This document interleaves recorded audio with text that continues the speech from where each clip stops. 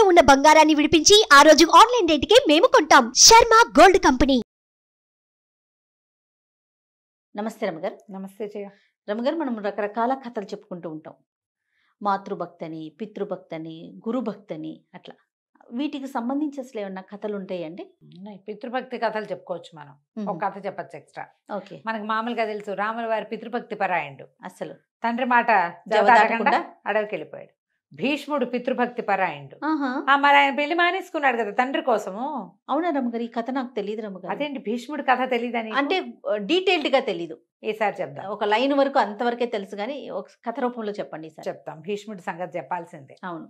అయితే అలాంటి భీష్ముడిలాగా రాజ్యాన్ని, నాకు రాజ్యం వద్దు అని వదిలిపెట్టుకునే వాళ్ళు మనకి మన ఈ కాలంలో కూడా ఉన్నారట. ఓకే. ఇది 14వ శతాబ్దంలో మేవాడ్ సంస్థానానికి లఘుసింహ, అతని పేరు లఘు మహారాజు, LAGHUL, రఘు కాదు లఘుసింహుడు అని ఒక రాజుగారు ఉండేవాడు. ఈ రాజుకి 2 కుమారులు ఉన్నాడు. చండసింహుడు, రఘునాథ సింహుడు, 2 కుమారులు. ఈ కుమారులు కలిగి కొంచెం ఆయన నడి వయసుకు వచ్చిన తర్వాత ఒకసారి ఏమైందట, ఆయనకి పిల్లలంటే చాలా ఇష్టం, అబ్బాయిలు చాలా బుద్ధిమంతులు వాళ్ళు. రఘునాథుడు చాలా కామ్గా కూడా ఉండేవాడు.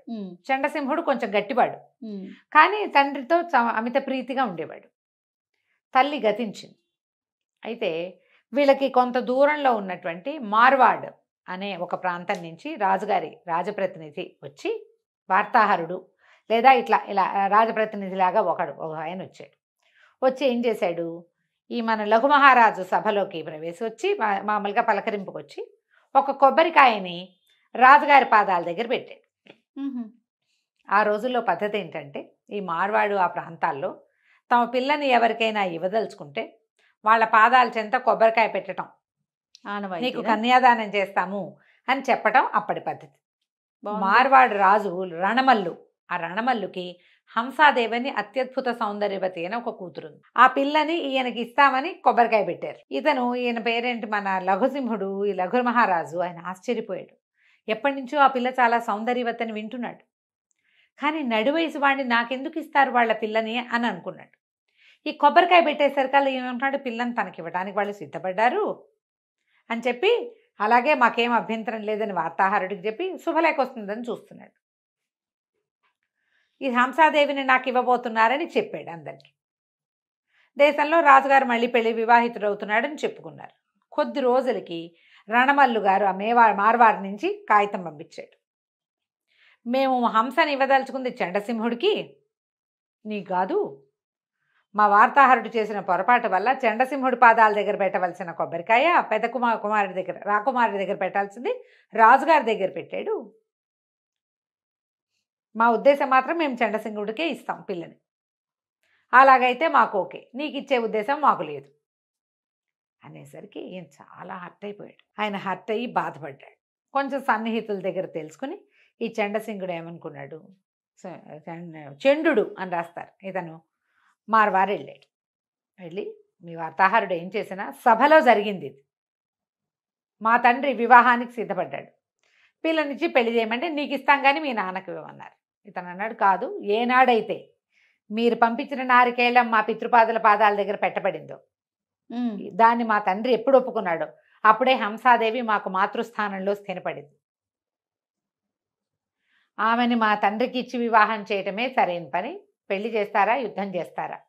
అయ్యో అనేసరికి రణమల్లి ఏమన్నాడు, వాళ్ళది కొంచెం చిన్న సంస్థానం వీళ్ళకంటే. అట్లా కాదయ్యా, పోనీ నువ్వేదో ఇట్లా అంటున్నావని మేము ఒప్పుకున్నామనుకో, మా పిల్లని మీ నాన్నకిచ్చి పెళ్లి చేస్తాం, రేపొద్దున సంతానం కలిగితే రాజుగారి పిల్లలు అవుతారు, కానీ రాజులు ఎవరు, నీకు ఇవ్వదలుచుకుంది ఎందుకు, రేపు మీ నాన్న తర్వాత నువ్వు రాజు అవుతావు, మా మనవడు మా దౌహిత్రుడు రాజకుమారుడు అవుతాడు, తర్వాత రాజు అవుతాడు, నీ తర్వాత నువ్వు జ్యేష్ఠుడివి, నీ జ్యేష్ఠ కుమారుడు రాజు అవుతాడు. రాజు అవ్వటానికి ఉండవలసిన దౌహిత్రుణ్ణి ఒట్టి రాకుమారుడిగా రాజుగారి చిన్నబ్బాయిగా చేయటం నాకు ఇష్టం లేదు. మా అమ్మాయికి పుట్టబోయేవాడు రాజు అవ్వాలని కదా అనుకున్నాం మరి అనేసరికల్లా చండు అన్నాడు, మా నాన్న కోరిక తీర్చండి, మీ మనవడే రాజు అవుతాడని చెప్పాడు. ఆయన వివాహానికి సిద్ధపడ్డాడు. ఆయన పరువు పోతుంది, నాకు రాజ్యం అక్కర్లా, మీ హంసాదేవికి కలిగిన కుమారులకే రాజ్యార్హత, మాకు రాజ్యం అక్కర్లేదు అని ఒప్పుకున్నాడు. జనమంతా ఆశ్చర్యపోయారు. తండ్రి కూడా ఆశ్చర్యపోయి కాదన్నాడు, కానీ కుమారుడు ఒప్పుకోవాలి. నేను మాట ఇచ్చేశా, ఆవిడ నీకు వాగ్దత్త, నీ మాట మీద పెళ్లి చేసుకుంటానని ఒప్పుకున్నావు నువ్వు. నేను వీళ్ళకి మాట ఇచ్చా, నువ్వు మాట తప్పద్దు, నేను మాట తప్పను, పెళ్లి చేసుకోమన్నాడు. కొద్ది రోజుల్లోనే ఈ లఘు మహారాజుకి హంసాదేవికి వివాహం జరిగిపోయింది. ఆయన ఒక 45 ఏళ్ళవాడు, ఆవిడ ఒక 18-16 ఏళ్ళది. ఆ రోజుల్లో అలాగే చేసేవాళ్ళు. రాకుమారి వచ్చేసింది. కొంతకాలానికి ఒక 3 సంవత్సరాలు 2 సంవత్సరాలు 4 ఏళ్ళైందో ఆవిడకు కుమారుడు కలిగాడు. ముకుళుడు, ముకుళసింహుడు అని పేరు పెట్టారు అతనికి. ముకుల్ అన్నమాట. ఈ ముకుళుడు కాస్త చంటి పిల్లాడిగా, ఒక ఏడాది పిల్లాడిగా ఉండగానే ఏమైందట, ఈయన ఎక్కడికో వెళ్ళవలసి వచ్చింది ఈ లఘు మహారాజు. అప్పుడు ఏంటంటే గయా క్షేత్రం ఉంది కదా, గయా క్షేత్రంలో మహమ్మదీయులు, ఇది 14వ శతాబ్దం, అంటే అప్పుడే మొఘల్స్ వాళ్ళంతా వస్తున్న కాలం. మహమ్మదీయులు వచ్చి అక్కడ దేవాలయాలు అవి పాడు చేస్తున్నారని, అక్కడికి వచ్చి రక్షించవలసిందని అక్కడి నుంచి కబురు వచ్చింది.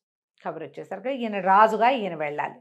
ఈయన ఏమన్నాడు, ఈయనకి అర్థం కాలేదు. ఇప్పుడు చంటి పిల్లాడిని వదిలిపెట్టి వెళ్తే, అందుకని చండుని పిలిచి అడిగాడు, నాయన ఇట్లా నేను యుద్ధానికి వెళ్ళాలి, వాళ్ళకి ప్రాతినిధ్యం వహిస్తానని, సహాయం చేస్తానని చెప్పారు. పైగా మన దేశ ప్రభావం తగ్గిపోతుంది, మన ధర్మం, మనం ఎక్కడైతే పూజ, గయా క్షేత్రం చాలా చిన్న క్షేత్రం కాదు కదా, బుద్ధగయ ఆ క్షేత్రం, దాన్ని చేయకూడదు, మన ధర్మం నిలబడి ఉన్న చోటది, అందుకని నేను అక్కడికి వెళ్తున్నాను, ముకుళుడి సంగతి ఏమిటి నాయన అన్నాడు. నాన్న నువ్వేం భయపడద్దు, ముకుళుడే రాజు, వాడిని కూర్చోబెట్టి నేను చేస్తా రాజ్యం, ముకుళుడి చేతిలో నుంచి సింహాసనం పక్కకు వెళ్ళనివ్వను అని మాటిచ్చాడు.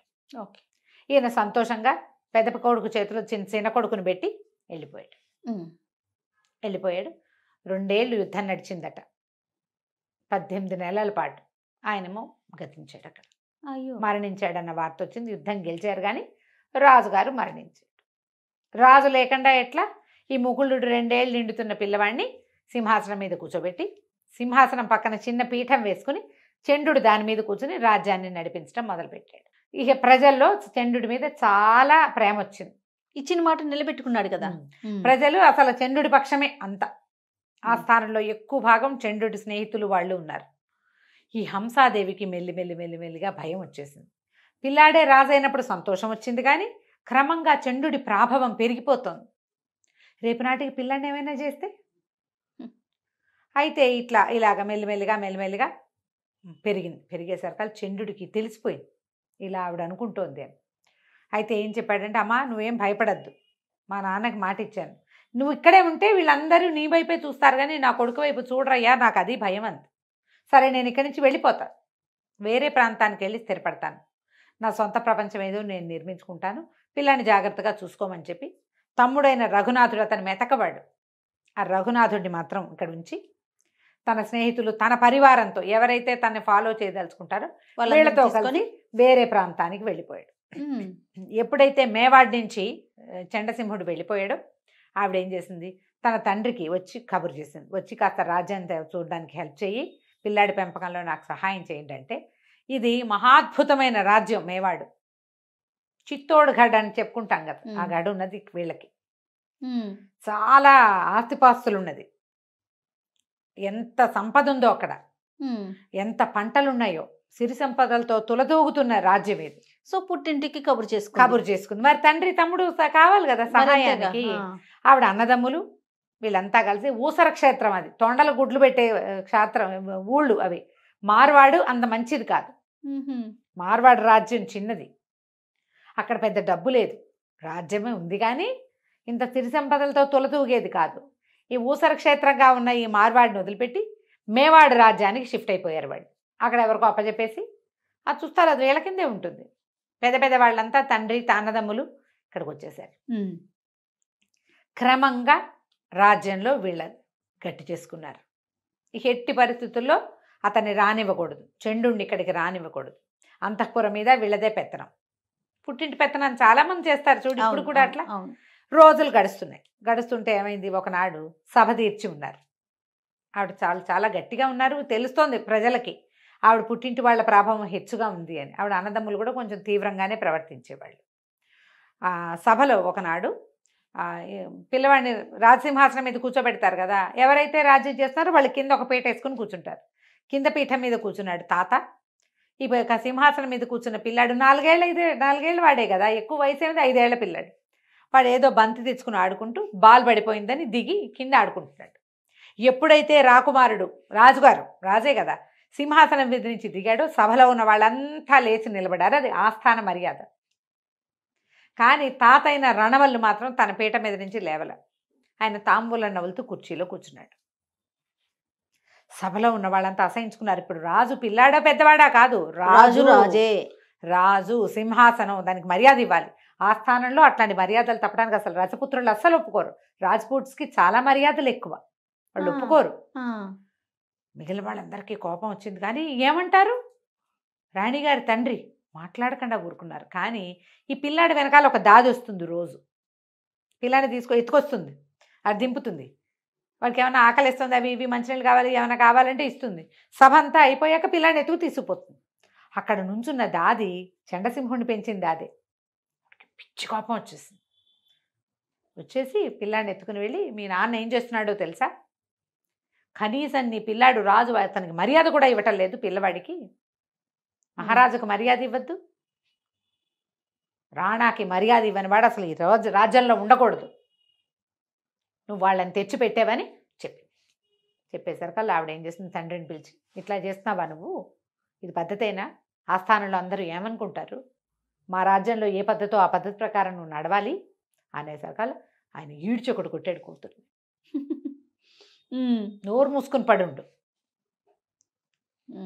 నీ బెత్తనం ఏంటి, రేపొద్దున దీనికి రాజు నేను, ఏమైనా పిచ్చి వేషాలు వేసామంటే పిల్లాన్ని నిన్ను కూడా లేపేస్తామని బెదిరించి. దుఃఖం వచ్చేసింది, ఏం చేయాలో తెలియలే ఆవిడికి. ఇంతలో ఏమైంది, కొద్ది రోజులు గడిచాక రఘునాథుడిని సింహుడిని సంహరించేశారు. రెండో రాజకుమారుడు అంటే చండసింహుడి తమ్ముడు. ఇప్పుడు ఆయనకి మందు పెట్టి మరణించేలాగా చేశారు. ఎప్పుడైతే ఆవిడ తను మరణించాడో ఇంకా తన వంతు తన పిల్లాడి వంతు ఈవిడికి తెలిసిపోయింది. ఇక చాలా దుఃఖపడి ఎలాగైనా చండు రావాలని, ఆవిడకి ముందు ఏమనిపించింది, ఇతను ఏం చేసేస్తాడో అనిపించింది. ఏం చేసినా ఆ రాజ్యానికి రాజు అతను, అది అసలైన వారసుడు. ఇప్పుడు వేరే వాడిని తెచ్చి తను కూర్చోబెట్టింది కాదు, అంతే. అక్కడ తనకి మర్యాద లేదు. కనీసం ఆ పిల్లాన్ని ఏమైనా చేస్తే ప్రజలు ఏమైనా అనుకుంటారని భయం ఉండేది చండుడికి.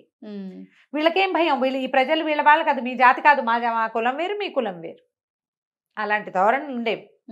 దాంతో ఈవిడ కబురు చేసేసరికి అంచెలంచెలుగా చండుడికి కబురు అందింది, తన తమ్ముడు మరణించాడని, యువరాజు అదే పసివాడైన రాజు ప్రాణాలు ప్రమాదంలో ఉన్నాయని, హంసాదేవి తీవ్ర దుఃఖంలో ఉందని కబురు వెళ్ళిపోయేసరికి చంద్రుడు ఏం చేశాడు, ఒక ప్లాన్ ప్రకారం చేశాడు. ముందు తన స్నేహితుల గుంపందని పంపించాడు. తను రాకుండా ఈ గుంపంతా వచ్చారు. మిగిలిన స్నేహితులు వచ్చేసరికి ఊళ్ళో వాళ్ళంతా ఎందుకు వచ్చారంటే, ఎన్నాళ్ళు ఉంటాం మన రాజ్యం వదిలిపెట్టి, చంద్రుడు రానన్నాడు వెనక్కి, ఇక అతను వదిలిపెట్టి మేము వచ్చేసాం అని ఆ స్థానంలో కొలువుల్లో ఉన్న వాళ్ళు ఆ స్థానంలో చేరిపోయారు. వీళ్ళు మనుషులు గుంపుగా వెళ్ళారంటే, 10 మంది వెళ్ళారనుకో, 10 మందికి ఒక్కొక్కడికి 1800, 700 చొప్పున సైన్యం ఉంటారు. అందరు రాజ్పూట్సే కదా, ఎవరి గుంపు వాళ్ళకు ఉంటుంది. మొత్తం అన్ని సమూహాలు ఊళ్ళోకి చేరిపోయినాయి. మొదట అక్కడి నుంచి ఎప్పుడైతే వీళ్ళంతా వచ్చి కొలువుల్లో కుదురుకుని ఈ పిల్లాడిని పహరా కాసేస్తున్నారనమాట, పిల్లవాడికి ఏ ప్రమాదము రాకుండా. ఆవిడకి రోజులు గడిచే కొందుకి ఆవిడ ఏం చేసింది, ఏదో లక్ష్మీ పూజ చేయాలని కొంచెం దూరంగా ఉన్న ఒక దేవాలయానికి రాజకుమారుడిని తీసుకెళ్తున్నానని, రాజుని తీసుకెళ్తానని ప్రచారం చేసింది. ఆవిడ ఏదో పూజలు పెట్టుకున్నాను అని చెప్పి ఈ 5-6 సంవత్సరాల వయసు ఉన్నటువంటి ఈ ముకుళ సింహుడిని కూడా తీసుకుని రాజుతో సహా వెళ్ళాలని చెప్పి వెళ్ళేసరికల్లా సరే వెళ్ళేటప్పుడు మరి రాజు వెళ్ళాలంటే కదిలి ఆయన ఒకడు వెళ్ళడు కదా, ఆయనతో పాటు ఎంత పరివారం, ఎంతమంది అంగరక్షకులు ఇదంతా వెళ్తారు, పెద్ద గుంపు పోయింది. ఆ గుంపు అంతా వెళ్ళేసరికి అక్కడి నుంచి చండసింహుడి గుంపు కూడా దానికి యాడ్ అయ్యింది. ఆ ఊళ్ళో నుంచి ఈ గుంపు ఆ గుంపు మొత్తం వచ్చేసినాయి. ఈ ప్రజలు ఇక్కడ ఉన్న రాజుగారి మావగారు ఏమనుకున్నారంటే, రాజకుమారుడి సైన్యం వెళ్ళింది, రాజకుమారుడి సైన్యమే వచ్చింది అనుకున్నారు. కానీ అందులో చండు చేరాడని తెలుసుకోలేదు. లోపలికి రావటం ఏమిటి, అంతకుముందు కొంతమంది సైన్యం ఇక్కడ ఉన్నారు కదా, మార్వాడి నుంచి వచ్చిన వాళ్ళందరినీ తొలగించేశారు 3 రోజుల్లో, తమ సైన్యమే. అక్కడి నుంచి వెంటనే యుద్ధభేరి మోగించి మార్వాడి సైన్యం మొత్తాన్ని తొలగించేశారు. రణమల్లుని కూడా సంహరించారు. ఎప్పుడైతే రణమల్లుని సంహరించారో అంటే రాజుగారి తాతని మాతామహుడిని సంహరించారో జోడా అని ఒక కుమారుడు ఉన్నాడు. జోడా సింహుడు అతని పేరు రణమల్లుకి. అతను కాస్త పారిపోయాడు. సింహుడు కాదు, జోడామల్లు, రణమల్లు కుమారుడు జోడామల్లు కొంతమంది స్నేహితులతో కలిసి మార్వాడి పారిపోయాడు. ఇందులో అంతర్గత యుద్ధాలు అనుకో ఒక చిన్న సమూహం సరిపోతుంది. ఇప్పుడు మార్వాడి మీదకి వెళ్ళాలంటే పెద్ద సమూహం కావాలి కదా. కానీ చంద్రుడు తన స్నేహితులతో కలిసి మార్వాడి మీద దండెత్తాడు. దండెత్తి అక్కడికి వెళ్ళిపోయిన జోడామల్లుని సంహరించి అతని స్నేహితులందరినీ చేసి మార్వాడిని కూడా మేవాడిలో కలిపేశాడు. మాతామహుల రాజ్యానికి తండ్రి రాజ్యానికి కూడా ముకులుడే రాజుగా ఉన్నాడు. ఇతను లేడు. చంద్రుడు రాజు అవల. తన ఇచ్చిన మాట ప్రకారము చంద్రుడు రాజు కాలేదు. చంద్రుడి కుమారులు కూడా అతని మనవలు సహాయం చేసినట్టుగా చెప్పరు. కొంచెం చంద్రుడి కుమారులు కూడా తమ కంటే కొంచెం మాత్రమే పెద్దవాడైన తమ బాబాయిని రాజుగా ఒప్పుకొని ఎంతో కాలం రాజ్యం చేశారట. ఇదేంటంటే పురాతన గాథల్లో మనం వింటాం పితృభక్తి ఇట్లా. తర్వాత కాలంలో ఈ 14వ శతాబ్దం 18వ శతాబ్దాల్లో వినలేం కదా. ఇది ఒక ప్రత్యేకమైన గాథ, ఈ పితృభక్తి గాథ. బాగుంది రమ్మ గారు. నమస్తే. నమస్తే.